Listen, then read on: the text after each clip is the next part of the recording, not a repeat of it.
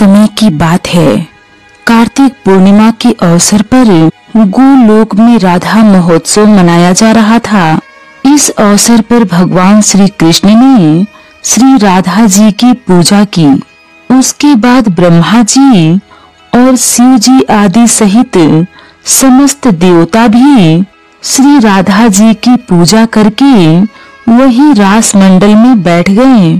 तब माता सरस्वती ने अपनी वीणा हाथ में लिए मधुर स्वर से गीत गाना आरंभ कर दिया। उनका यह संगीत सुनकर सारे देवता बहुत ही प्रसन्न हुए। ब्रह्मा जी ने माता सरस्वती को एक रत्नों से बना हार उपहार में दिया। महादेव जी ने उन्हें एक अमूल्य मणि भेंट की। भगवान श्री कृष्ण ने समस्त रत्नों में श्रेष्ठ कौस्तुभ मणि भेंट की। राधा जी ने अनुपम रत्नों से निर्मित एक अमूल्य हार भेंट में दी। भगवान नारायण ने एक पुष्पों की माला भेंट की। देवी लक्ष्मी ने अमूल्य रत्नों के 2 कुंडल भेंट किए। ईशाना, दुर्गा, विष्णु, माया, नारायणी और ईश्वरी आदि नामों से जाने जाने वाली मूल प्रकृति ने माता सरस्वती के अंतःकरण में अति दुर्लभ परमा भक्ति प्रकट की। धर्म ने धार्मिक बुद्धि दी और समस्त जगत में इनकी कीर्ति विस्तृत की। इस प्रकार सारे देवताओं ने देवी सरस्वती को उपहार स्वरूप अनेक रत्न देकर उनका अभिवादन किया। इतने में ब्रह्मा जी के प्रेरित करने पर महादेव जी ने श्री कृष्ण संबंधी पद बार बार गाना आरंभ कर दिया। यह संगीत सुनकर सारे देवता मूर्छित से हो गए। ऐसा लगता था कि सारे पुतले हैं। बड़े कष्ट से कुछ समय बाद सबको चेतना आई। तब उन्होंने देखा कि रास मंडल में समस्त ओर जल ही जल भरा पड़ा है। उन्हें श्री कृष्ण और श्री राधा जी का कहीं पता नहीं चला। तब तो सारे देवता, ऋषिगण और गोप गोपियां जोर जोर से रोने लगे। उस समय ब्रह्मा जी भी वहीं थे। उन्होंने ध्यान के द्वारा भगवान श्री कृष्ण का विचार जान लिया। उन्हें पता चल गया कि भगवान श्री कृष्ण और राधा जी ही जल के रूप में परिवर्तित हो गए हैं। तब सारे देवता भगवान श्री कृष्ण की स्तुति करने लगे कि हे प्रभु, आप हमें अपने मूर्त रूप में फिर से दर्शन कराइए। तब बहुत ही मधुर स्वर में आकाशवाणी हुई कि हे देवताओं, मैं और मेरी शक्ति स्वरूपा श्री राधा जी ने ही इस जल में रूप को धारण किया है। हमारी मूर्ति रूप से तुम्हें क्या प्रयोजन? और यदि तुम हमारे मूर्ति रूप के दर्शन करना ही चाहते हो तो ब्रह्मा जी शिव जी से कहिए कि वे मंत्रों से युक्त वेदों का अंगीभूत तंत्र शास्त्र का निर्माण करें। भगवान श्री कृष्ण यह भी कहने लगे कि शिव जी मेरे कवच का भी निर्माण करें। यदि महादेव ऐसी प्रतिज्ञा करते हैं तो मैं श्री राधा सहित मेरी मूर्ति रूप का दर्शन दूंगा। इसके बाद ब्रह्मा जी के अनुग्रह पर महादेव जी तंत्र शास्त्र के निर्माण के लिए मान गए और महादेव जी ने श्री कृष्ण और राधा स्वरूप उस जल को हाथ में लेकर प्रतिज्ञा की कि वे श्री कृष्ण के आदेश का पालन करेंगे। और बाद में उन्होंने भगवती जगदम्बा के मंत्रों से संपन्न उत्तम सात्विक तंत्र शास्त्र का निर्माण किया। महादेव जी के द्वारा यूं प्रतिज्ञा लेने के पश्चात भगवान श्री कृष्ण और श्री राधा जी तुरंत ही रास मंडल में अपनी मूर्ति रूप में प्रकट हो गए, जिससे सारे देवता अति प्रसन्न हो गए और आनंद में भरकर फिर से उत्सव मनाया गया। इस प्रकार गोलोक में स्वयं पर ब्रह्मा भगवान श्री कृष्ण ही श्री राधा जी के साथ जलमय रूप में प्रकट हुए थे। इनके जलमय रूप को ही गंगा कहा जाता है।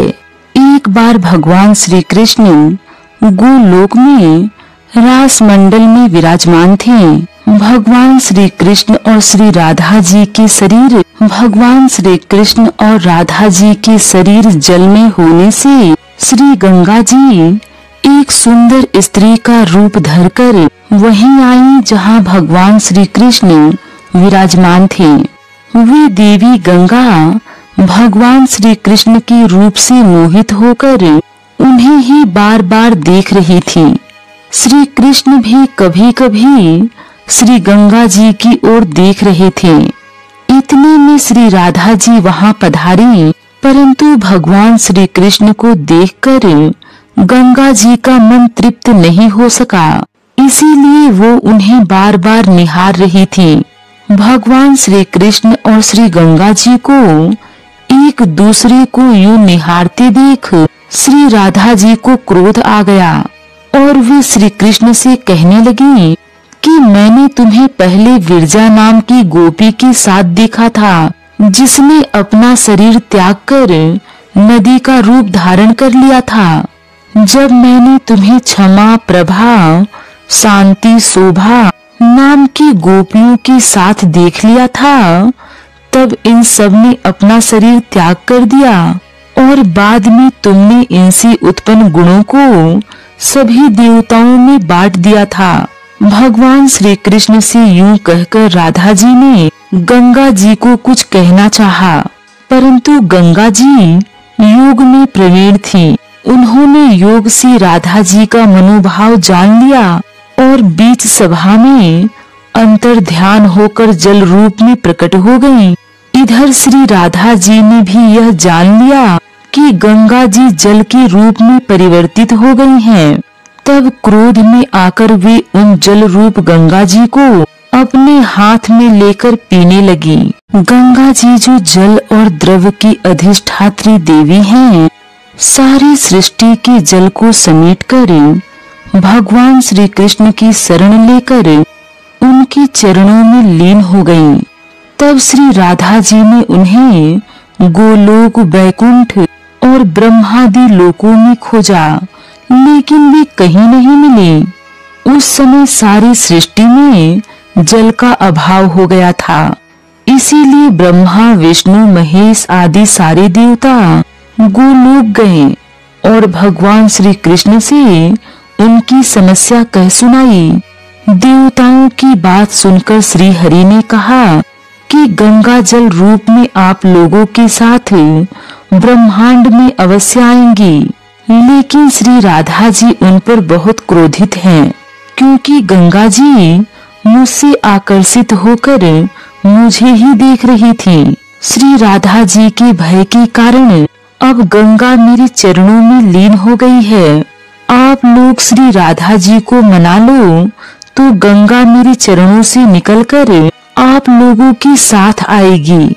तब देवताओं ने श्री राधा जी की स्तुति की और श्री राधा जी ने कहा कि गंगा जी को उनके साथ गोलोक से जल का अभाव दूर करने के लिए भेज दें।